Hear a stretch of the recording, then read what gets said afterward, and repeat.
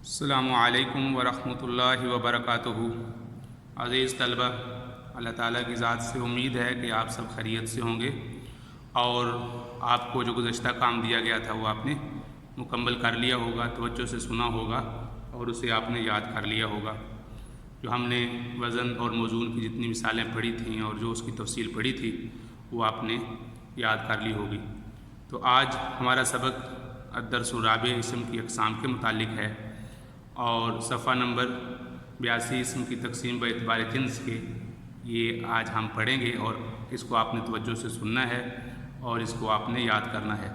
نیا سبق شروع کرنے سے پہلے یہ دعا پڑھ لیں، رب یسر ولا تعسر وتمم بالخیر وبک نستعین یا فتاح یا فتاح یا فتاح۔ یہ کتابیں کھول لیجئے۔ نیا سبق شروع کرنے سے پہلے یہ دیکھ لیجئے گا جو گزشتہ صفحہ پہ جو سبق میں ہم نے تدریبات ہم نے پڑھی تھیں، اسم فعل اور حرف کی تعریف ہم نے مکمل طور پہ پڑھی تھی۔ مجھے امید ہے کہ یہ آپ نے یاد کر لی ہوگی اور اس کے متعلق جو یہ کام دیا گیا تھا السؤال الثانی السؤال الثالث وہ بھی آپ نے مکمل کر لیا ہوگا۔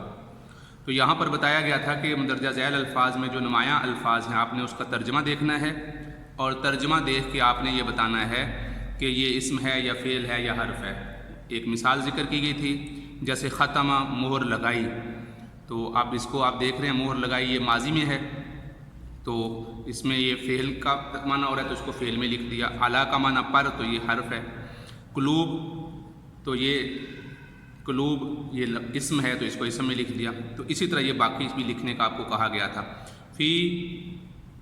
فی قلوبہم مرض تو مرض بیماری ہو گئی اور قلوبہم یہ اسم ہو گیا اور فی میں اس میں فعل نہیں ہے تو لہٰذا یہ مرض بھی اسم ہے، قلوبہم بھی اسم ہے۔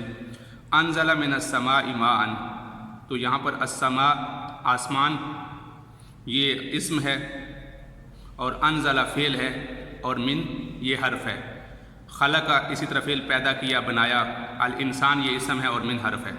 المصباح فی الزجاجۃ المصباح اسم ہے اور اسی طرح جو فی ہے میں اس کا معنی یہ حرف ہے۔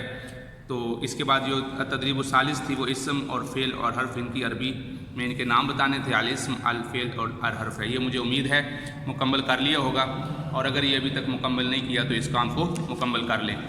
آج ہم آگے سبق پڑھیں گے الدرس الرابع اسم کی اقسام۔ الدرس الرابع اسم کی اقسام۔ تو اسم کی اقسام کرنے سے پہلے آپ کو یاد ہے کہ ہم نے پڑھا تھا کہ کلمہ کی 3 اقسام ہوتی ہیں۔ کلمہ کی 3 اقسام ہوتی ہیں۔ ہم نے ان تینوں اقسام یعنی اسم، فعل اور حرف کی تعریف کو پڑھا۔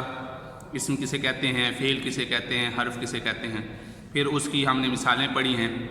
تو اس کی مثالیں پڑھنے کے بعد اب ہم اسم کو جو مزید تقسیم کریں گے اس میں کچھ ایسے اعتبارات ہیں جس کی وجہ سے اس میں مزید تقسیم ہوتی ہے۔ جب سے پہلی جو تقسیم ہے جنس کے اعتبار سے ہے، یعنی مذکر اور مؤنث ہونے کے اعتبار سے کہ اسم ہے تو آیا یہ مذکر ہے یا مؤنث ہے۔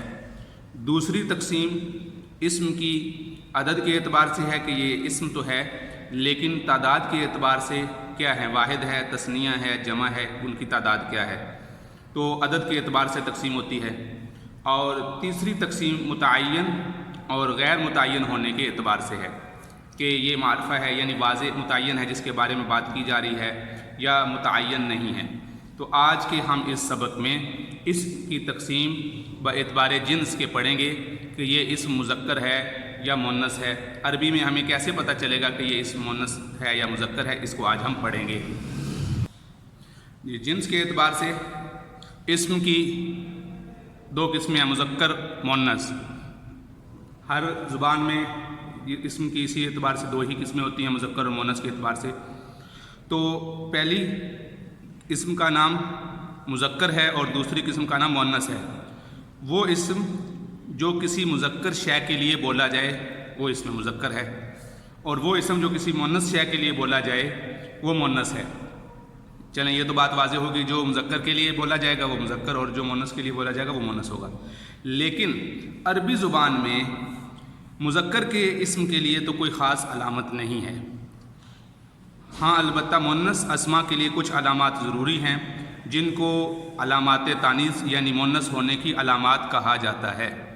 تو اگر ہم اس تعریف کو دیکھ لیں کہ مؤنث کی کچھ علامات ہوتی ہیں تو گویا کہ اس کا جو مخالف بنتا ہے وہ یہ بنے گا کہ اگر مؤنث کی علامتیں نہیں ہوں گی تو وہ مذکر ہوگا۔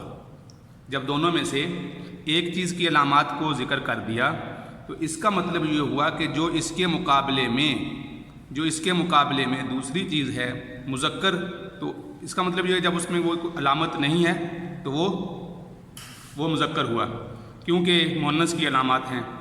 تو کسی اسم میں تانیث کی شناخت کے لیے درج ذیل علامتیں حسب ذیل علامات پائی جاتی ہیں۔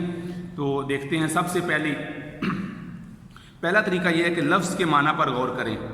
اگر وہ کسی حقیقی مؤنث کے لیے بولا جائے یعنی اس کے مقابلے پر مذکر جوڑا بھی ہے، جیسے امرأۃ عورت، تو اس کے مقابلے میں مرد رجل مرد بولا جاتا ہے، جیسے رجل ہے مرد، یعنی اس کے مقابلے میں عورت کے مقابلے میں مرد امرأۃ عربی میں اور اس کے مقابلے میں عربی میں رجل کا لفظ اسم آتا ہے۔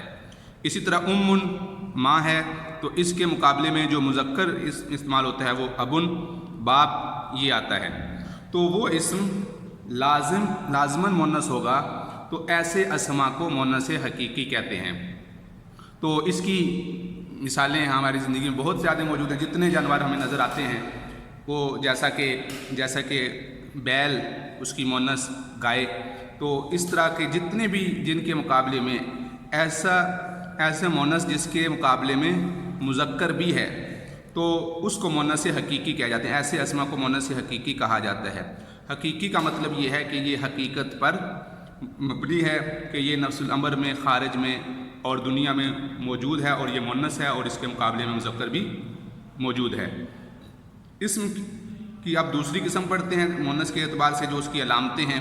تو اسم کی مؤنث ہونے کی پہچان کا دوسرا طریقہ یہ ہے کہ یہ دیکھا جائے کہ اس میں تانیث کی کوئی علامت موجود ہے یا نہیں۔ جس اسم میں تانیث کی علامت پائی جاتی ہے وہ بھی مؤنث ہوتا ہے۔ تو اب ہم مؤنث کی علامتیں پڑھتے ہیں۔ مؤنث کی 3 علامات ہیں۔ گولتا جو وقف کی صورت میں ہا بن جاتی ہے، جیسے جنتن، تو اس کو جب وقف کی صورت میں پڑھیں گے تو جنہ، صلاتن، تو یہ مؤنث اسم بنتے ہیں۔ الف ممدودہ یعنی وہ الف جس کو کھینچ کے لمبائی میں پڑھا جاتا ہے، جیسے عمراء اور خضراء، تو یہ بھی مؤنث کی علامت ہے۔ اور اسی طرح الف مکسورہ جیسے صغرا، کبرا، تو یہ جو الف اس کے آخر میں آ رہا ہے تو یہ الف مکسورہ چھوٹا الف ہے، یعنی ایک الف کی مقدار اس کو کھینچ کے پڑھتے ہیں۔ تو اس مذکورہ تفصیل سے ہمیں یہ بات معلوم ہوگی کہ مؤنث اسماء کی 2 قسمیں ہوئیں، ایک مؤنث حقیقی اور ایک مؤنث قیاسی۔ تو اب یہ دیکھیے، جو مؤنث حقیقی ہم تو اس کو پڑھ چکے ہیں، وہ اسم مؤنث ہے جس کے مقابلے میں کوئی مذکر ہو، جیسے ابھی ہم نے ایک مثال پڑھی، جیسے ابن باپ، امن والدہ ماں۔ تو اس طرح جتنے بھی ایسے اسم ہیں جن کے مقابلے میں مذکر روان ہے وہ مؤنث حقیقی کہلاتے ہیں۔ اور اس کے مقابلے میں مؤنث قیاسی وہ اسم ہے جس کے آخر میں علامات تانیث میں سے تو کوئی علامت پائی جائے، جیسے جنتن، لیکن اس کے مقابلے میں خارج میں نفس الامر میں حقیقت میں کوئی مذکر نہ پایا جائے، تو جیسے صلاتن ہے، جنتن ہے، اور ایسے تمام اسم جن کے آخر میں گولتا ہے جس کو وقف کی صورت میں ہا پڑھتے ہیں۔ تو عزیز طلبہ، آپ نے دیکھا کہ اسم کی تقسیم باعتبار جنس کے مذکر اور مؤنث ہونے کے اعتبار سے 2 قسم پہ تھی، مذکر اور مؤنث۔ پھر مذکر کی آگے پھر 2 قسمیں تھیں، ایک وہ کہ یعنی اس مؤنث کی آگے پھر 2 قسمیں تھیں، مؤنث حقیقی اور مؤنث قیاسی۔ مؤنث حقیقی وہ تھی کہ جس کے مقابلے میں کوئی مذکر ہے، کوئی مذکر حیوان موجود ہے، مثلا جیسے کہ میں نے ایک مثال دی، گائے اس کے مقابلے میں بیل ہے، امرأۃ عورت اس کے مقابلے میں مرد، ماں ہے اس کے مقابلے میں والد ہے، بھائی ہے بہن ہے اس کے مقابلے میں بھائی ہے۔ تو یہ جو اسم بنتے ہیں یہ پہلی قسم ہے، تقسیم ہے، اور یہ مؤنث کی پہلی قسم ہے۔ اور مونس کی پھر 3 علامتیں ہم نے پڑھی، گولتا، الف ممدودہ اور الف مکسورہ۔ پھر مونس حقیقی کی جو وہی تعریف جو ہم نے 2 قسمیں پڑھی، مونس حقیقی اور دوسری قسم مونس قیاسی۔ مونس قیاسی وہ ہے کہ جس کے آخر میں علامات تانیث میں سے کوئی علامت لگی ہوئی ہو اور اس کے مقابلے میں کوئی مذکر حیوان کا ہونا ضروری نہیں ہے، اس کو مونس قیاسی کہتے ہیں۔ تو عزیز طلبہ، اس کو آپ توجہ سے سن لیں اور اس کو یاد کریں، ان دونوں قسموں کو، اور یہ جو 3 اعتبار سے ہم نے اسم کی تقسیم پڑھی ہے اس کو بھی یاد کریں۔ السلام علیکم ورحمۃ اللہ وبرکاتہ۔